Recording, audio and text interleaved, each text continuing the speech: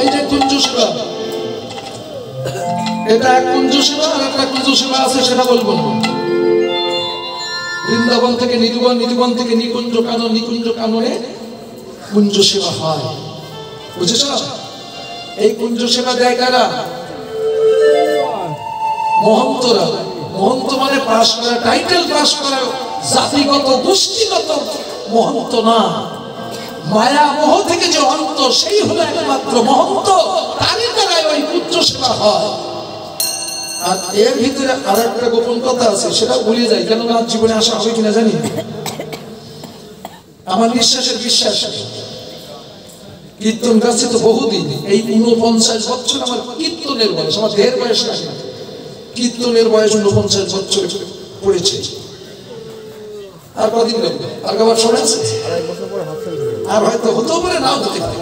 এই গাইতে গাইতে কখন হয়তো অ্যাটাক করে বলা হলো, এই আশাটা আছে, তোমরা আশীর্বাদ করো সেটাই যেন পূরণ হয়, তোমাদের মাঝ থেকে যেন চলে যেতে পারে এই হরিকথা কৃষ্ণ কথার মধ্য থেকে। ভোগান্তি নির্যাতন যেন না হয়, যা হয় এই জায়গায় হয়, ঠিক আছে? এটা আমার বাঞ্ছা। এখন কি করবে গোবিন্দ সেই জানে, আর আপনাদের আশীর্বাদ যেটা ছিল। আসল বয়স কত দাদা? ও পরে বলবো, বাড়ি যাওয়ার পরের দিন বলে দেবো। শোনেন, এইবার শাস্ত্র বলছে, আমি রতিখণ্ড হলে তার কৃষ্ণ সেবা ভালো। যে ব্যক্তি রতিখণ্ড হয় তার দ্বারা কৃষ্ণ সেবা হয় না, হবে না। তাহলে মধু যদি ঝরে যায় তার দ্বারা কি গোবিন্দ সেবা হবে? বুঝতে পারছো? কোথাও থেকে কত দূর ভেঙে একটা কথা বোঝাতে 1000 কথা বলতে হচ্ছে। এক কথার উত্তর আপনি বলছেন, ওরা কি সব বোঝে? আপনি বুঝু জায়গায় গেছেন তাই বুঝেছেন। বুঝু জায়গায় যতদিন জানলেন ততদিন আপনারা কানামাছি খেয়েছেন। এখন নাই চোখ ফুটেছে, যতদিন ফুটেনি কোন পথে দিকে কোন পথে গেছে। কিন্তু কীর্তন যে সঠিক পথ দেখায়, এটাই তো কেউ বুঝতে পারে না। এই জন্য কীর্তন শুনতে হয়। ওষুধ খেয়েও হাতুড়ি ডাক্তারের কাছে ওষুধ খেয়ে মরি না, মরণ তো হবে, তা যেন জাগপত্তির হাতে খেয়ে করতে পারি, মরু শান্তি আছে, ঠিক আছে? তাই বলছেন, ফুল মল্লিকা মালতী জ্যোতি মত্ত মধু করো। ফুলগুলো সব ছুটে গেছে, ভ্রমর বন্ধু মধুপান করতে এসেছে। ফুলগুলো বলছে, বন্ধু আজকে তুমি আমাদের মধুপান করো না। কেন? আমি না আসলে তোমার কষ্ট হয়, আমি এসেছি, তুমি মানা করছো কেন? দেখো বন্ধু, আজকে আমরা গোবিন্দ সেবায় যাবো, আমরা তো ফুল, ওই মধুটুকু ছাড়া আমাদের আর কোনো সম্বল নেই। সেগুলো যদি তুমি পান করো তাহলে আমরা গোবিন্দ সেবায় কি দেবো? তুমি গোবিন্দ সেবা দিতে যাবে? তখন সেই ভ্রমরের চৈতন্য হয়েছে। ভ্রমর বলছে, ওরে বন্ধু, তোর সঙ্গে আমার কত খাতির, তুই আমাকে ছাড়া বাঁচিস না, আমি তোকে ছাড়া বাঁচি না। কিন্তু দেখ বন্ধু, তুই আজকে গোবিন্দ সেবায় যাচ্ছিস, কিন্তু আমি যেতে পারলাম না। জনম ধন্য তোর, ভজন ধন্য তোর, শাসন ধন্য বন্ধু রে, যা তুই গোবিন্দ সেবায়, আমার ভাগ্যে তো হলো না। তাই ফুলে ফুলে ফুলে কাঁদে, ফুলে ফুলে ফুলে বসে যা মধু খাই না, ফুলে ফুলে ফুলে কাঁদে, ফুলে বসে যা মধু খাই না, কৃষ্ণ গোবিন্দ ঘরে ফুলে বসে যা মধু খাই না, কৃষ্ণ গোবিন্দ ঘরে ফুলে বসে যা মধু খাই না, ফুলে ফুলে ফুলে কাঁদে, ফুলে ফুলে ফুলে কাঁদে। মত্ত মধু করো ফুলে, হেরা তো রাতি ওই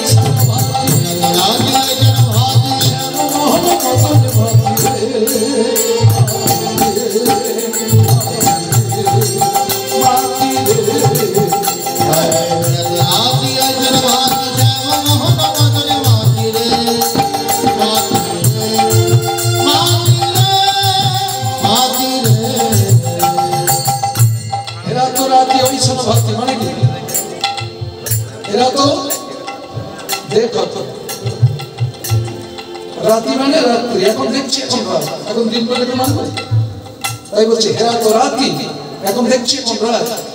ওই সনভাতি, ওই সনভাতি মানে কি? তাও যেমন কীর্তন শুনিয়ে শুনিয়ে শ্মশানে যাওয়ার মতো হলাম, কিন্তু কীর্তনের অর্থগুলো বুঝিনি। কেন বুঝিনি? যে খায় সে বোঝায় না, তা পাবো কোন জায়গায়?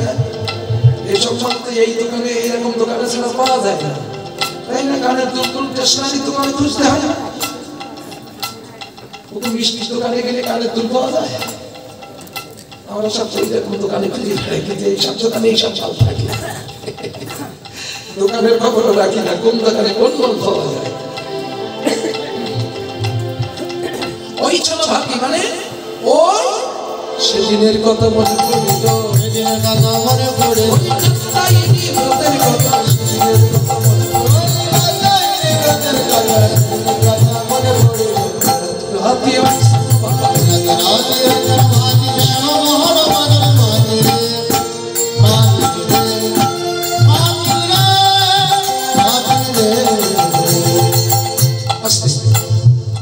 মদন মোহন মদনে মেতেছে। এরা তো রাতে ওই সমাভাত ওই কাপ্তাইনি ব্রতের কথা মনে পড়েছে। আপনারা কাপ্তানি ব্রত তো করেন তো? নিয়ম সভা কাপ্তানি ব্রত করা ভালো। শ্রীমতী রাধারানী ব্রত গোপীরা সবাই করেছিল, কিন্তু এই কাপ্তাইনি ব্রতের শেষে কালী কাপ্তাইনি, ভালো করে শুনেন কথাগুলো, যোগমায়াকে কালী কাপ্তাইনি, কাপ্তাইনি দেবী যোগমায়া না? আমি প্রথম কি বলছি? কালী কাপ্তাইনি, কালী কাপ্তাইনি যোগমায়া যোগেশ্বরী পূর্ণমাসী, অঘটন ঘটন পটিয়সী পূর্ণমাসী এসে কি বলছে? হে ব্রজ গোপীগণ, ব্রজ লালনগণ, ব্রজ বনিতাগণ, ব্রজ সুন্দরীগণ, তোমাদের ব্রতে নিষ্ঠায় সন্তুষ্ট হয়ে আমি তোমাদের বর প্রদান করতে এসেছি। বলো তোমরা কি বর চাও? যোগমায়া বলছে তোমরা কি বর চাও বলো, আমি তোমাদের বর দিয়ে যাই। কি বর চেয়েছিল গোপীরা? মাগো বর যদি তুমি দেবে সেই বর দাও যেন আমরা গোবিন্দকে পতিরূপে কাছে পেতে পারি। যদি বলতো আমার 10 তলা বিল্ডিং বাড়ি করে দাও দিত, যদি বলতো আমার 10 মণ সোনা দাও তাও দিত, কিন্তু পাগলির দল তো ওসব নাচি কি চাইবে? ওরে দিদি রে, ওই সময় যদি তুই আর আমি থাকতাম না, এমন সমাজ সাতাম আর 14 পুরুষ বসে খেয়ে ফেলাতে পারত।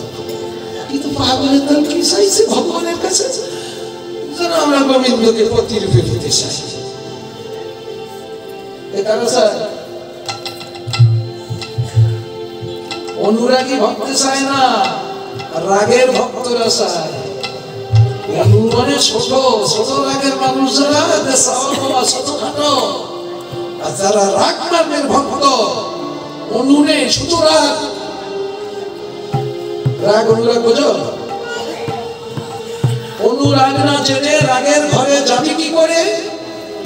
অনুরাগের পণ্ডিত যেত না ভবে আজন্ম কানা, এরা শাস্ত্র ঘুটিয়ে মরে, ধর্মে মর্ম জানে না। তাই অনুরাগ বাদ দিয়ে রাগের ভজন, এই যে রাসলীলাটা সম্পূর্ণ রাগের ঘরে, এই জন্য গভীর রাত্রে করতে হয়। কেন? রাগ মার্গের ভক্ত দুটো একটা থাকে তাদের শোনানোর জন্য, আর যে কটা থাকে ও কটা ঘুম পাবে। রাসে কিন্তু ঘুমাতে হয়, না ঘুমালে কিন্তু পুণ্য অর্জন হবে না। বলছি তাই কি যতই চেষ্টা করে ধরে রাখতে পারবো মন থাকে করি, এগুলো বাস্তব। তাই গোপীরা বললেন যে আমরা গোবিন্দকে প্রতিরূপে পেতে চাই। যোগমায়া বললেন তথস্থ, তোমাদের মনোবাদ চঞ্চল করবো। এইবার যোগমায়া চলে গেল কৃষ্ণের কাছে। যোগাযোগটা দেখেন, এই যোগাযোগগুলো না বুঝলে আপনি জীবনেও সঠিক ভজন করতে পারবেন না। এই জন্য কীর্তন দিয়ে সব প্রকাশ করে যাচ্ছে ভজনগুলো, কিন্তু যারা শুনে তাদের হয়, যারা আনকানে শুনে তাদের আনেই থেকে যায়, কানেই বাজে। এইবার ব্রজ গোপীরা যোগমায়া চলে গেল কৃষ্ণের কাছে। কৃষ্ণের কাছে যে বলছে, হে গোবিন্দ, এই ব্রজ গোপীরা দেখো কঠিন ব্রত করে আমার কাছে প্রার্থনা করেছে, তোমাকে প্রতিরূপে পেতে চাই। ভগবান তুমি একবার এদের বাঞ্ছা পূর্ণ করে দাও। তখন কৃষ্ণ বলছে, দেখো যোগমায়া, এরা তো সবাই আমাকে পেতে চায়, কিন্তু এরা সবাই আমাকে পাবে না। বলছে তাহলে এর মধ্যে কয়জন পাবে আর কয়জন পাবে না? বলছে সেটা আমি আঙ্গুল দিয়ে দেখাবো, আমি একটা লীলা করছি, লীলার মধ্যে তুমি দেখে না। বলছে তাহলে তাড়াতাড়ি করো, সময় নেই। এবার ব্রজ গোপীরা ব্রত সমাপন করে যমুনায় অবগাহন করতে নামে না, স্নান করতে নেমেছে। বসনগুলো সব সঙ্গে তুলে রেখে গেছে, আর কৃষ্ণ এসে বসনগুলো চুরি করে এই কদম্ব বৃক্ষের ডালে ঝুলিয়ে রেখে কৃষ্ণ আরামসে কদম গাছের ডালে বসে বসে বাঁশি যাচ্ছে। ব্রজবতীরা জল কেলি করে কুড়ে উঠে বসন পাচ্ছে। কে নিল, কোথায় গেল? হঠাৎ বাঁশির সুর কানে এলো। একে ব্রজেন্দ্র নন্দন কৃষ্ণ ওই বসনগুলো গাছের ডালে ঝুলছে, আর উনি নিশ্চিন্তে আরামসে বসে বাঁশি বাজাচ্ছে। আচ্ছা বলুন তো, এতগুলো মেয়ে ছেলের মধ্যে হঠাৎ করে একটা পুরুষ ছেলে দেখলে একটু লজ্জা পায় না? না না, লজ্জা সবার সমান নেই, সবার লজ্জা সমান। এই বৃন্দাবনেও তাই দেখবা, যারা বেশি লাজুক পাশে নদী আছে না, মানে যে যমুনায় স্নান করছিল, মা কৃষ্ণকে দেখা মাত্র যমুনায় ঝাঁপ দিয়েছে, ঝাঁপ দিয়ে অঙ্গ ডুবাইয়ে হাত তুলে বলছে দাও বসন দাও,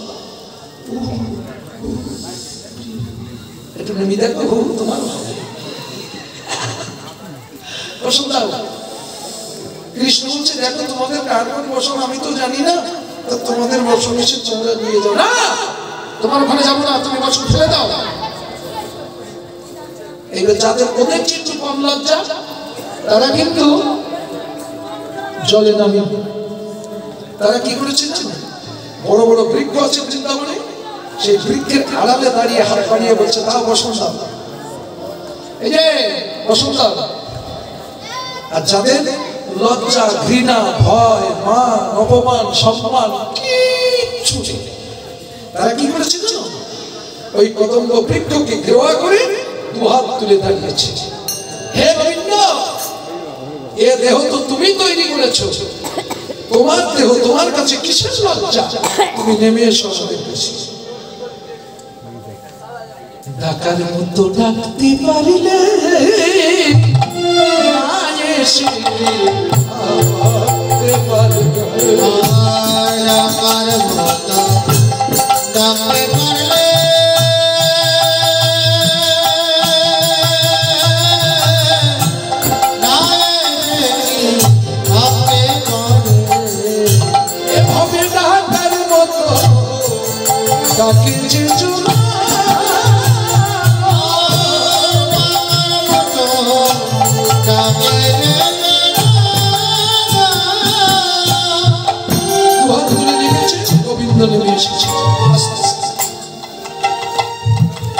তখন বলছে হে গোবিন্দ, এই সংসার দাবানলে দিবানি শিখিয়া যাবে, এই সংসারের মধ্যে কোনোদিন একটু সুখ, শান্তি, আনন্দ, ভালোবাসা কিচ্ছু পাইনি। তোমরা পেয়েছ? সত্যি কথা বলো, মেয়ে মানুষ করেছ, জামাই নিয়ে চলে গেছে, ছেলে মানুষ করেছ, বৌমা এসে স্ত্রীর মতো নিয়ে চিড়াখানে থাকে, ঢাকায় থাকে, বাড়ি থাকে না। শান্তি পেয়েছো না, সুখ পেয়েছো না, আনন্দ পেয়েছো না, ভালোবাসা পেয়েছো, কি পেয়েছো? মাথায় হাত দিয়ে সত্যি কথা বলো তো, কিচ্ছু পাবো। তোমাদের অবলা কেন বলে জানো? কিছু কিছু কথা আছে তোমরা মরে গেলেও মুখ ফুটে বলতে পারবো না, আর তোমাদের সেই অবলার কথাগুলো আমি বলে দিই। এই জন্য কেউ মানে কেউ মানে না, কিন্তু তোমরা তো মানে, এই জন্য অবলা বলা হয়। কিছু কিছু আসে বলতে পারে না, ভাষা নেই, ভাষা খুঁজে পায় না, সেই ভাষাগুলো কীর্তন দিয়ে প্রকাশ করেছে। এই জন্য কীর্তন মাথা ঠান্ডা করে শুনতে হবে। এখানে বলছে গোবিন্দ কিছুই তো পাইনি, তাই তুমি তো অমৃতময় পুরুষ, তাই তুমি একটু আমাদের অমৃত সুধা দান করে আমাদের তাপিত প্রাণটা শীতল করে দাও। তখন কৃষ্ণ বলছে যথাস্ত, তোমাদের মনোবাঞ্ছা আমি পূর্ণ করবো। বুঝতে পারলেন তো কয়েকজন কৃষ্ণকে পাবে আর কয়েকজন পাবে না? সব তো ব্রতচারী, ব্রতধারী, প্যান্ডেল ময়, কিন্তু কয়েকজন পাবে?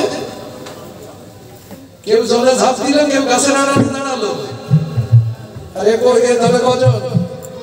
কয়েকজন, বেশি। এবার বুঝে না কয়েকজন আমার পাবে আর কয়েকজন পাবে না, বুঝেছেন?